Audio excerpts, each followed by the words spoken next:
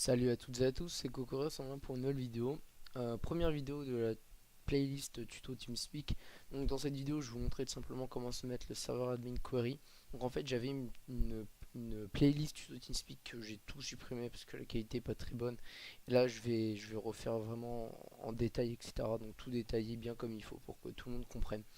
Du coup, donc simplement le serveur admin query, c'est quoi?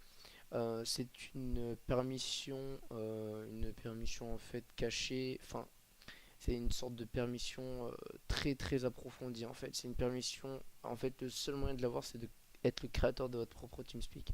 Je vais vous montrer ça, donc vous allez comprendre. Donc, tout simplement, je vais lancer un serveur TeamSpeak. Voilà, donc hop, je lance le serveur. Voilà, donc il y a des fichiers qui se créent. Voilà. Donc en fait, quand vous créez votre serveur ou sur un VPS ou autre, normalement vous avez ces accès là. Toujours sauvegarder ces accès. Toujours. Donc là, vous voyez, hop, login name, vous cliquez là, hop, vous cliquez ici aussi, vous copiez, vous collez, tout. Voilà. Donc une fois, hop, on enregistre, on close ça. Et là, donc là, mon serveur est lancé. Donc moi, j'ai un serveur en local. Donc moi, personnellement, en local, j'ai juste à rentrer localhost et puis voilà quoi. C'est vraiment c'est vraiment facile pour moi, mais pour les vrais TeamSpeak, c'est aussi la même chose, mais il faudra choper l'IP. Donc hop, il nous demande les privilèges, donc on la met là, voilà, comme ça. Après, donc, donc en fait, c'est ici que on peut voir l'IP d'un serveur d'un serveur TeamSpeak, pardon. Donc vous allez là, et là, regardez, vous allez. Alors attendez. Attends, je vais me reconnecter. Ok, donc c'est là, regardez, c'est ici quand Resolve Successful, donc ça c'est l'IP du serveur. Donc vous pouvez voir, je vais vous prouver que c'est l'IP du serveur en se connectant dessus, en carrément en se connectant dessus. Donc on copie-colle, je vais me connecter et attention, voilà, donc voilà, on se connecte automatiquement au serveur. Une fois que c'est fait, donc je vous demande d'installer le logiciel Yatka qui est dans la description. C'est ce qui va vous servir justement à vous donner accès au serveur admin, au admin server query, j'ai mal à parler, désolé.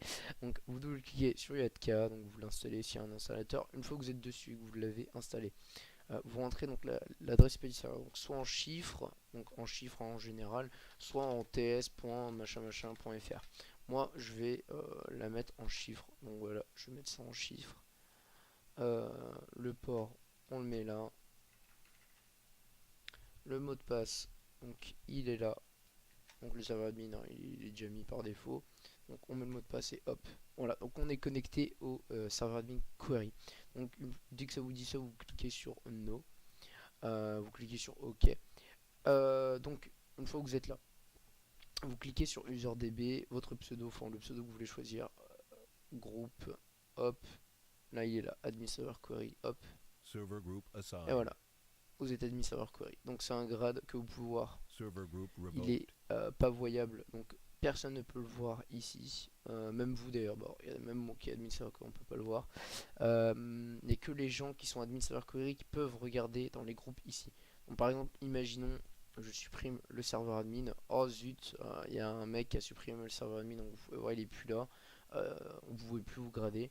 Si vous êtes admin server query, vous faites copier, voilà, vous le collez là et hop, voilà, il y a un nouveau serveur admin qui a été créé. C'est le vrai, parce que c'est la copie conforme. Pareil si vous perdez le groupe guest et le groupe normal. Voilà, c'est un groupe modèle.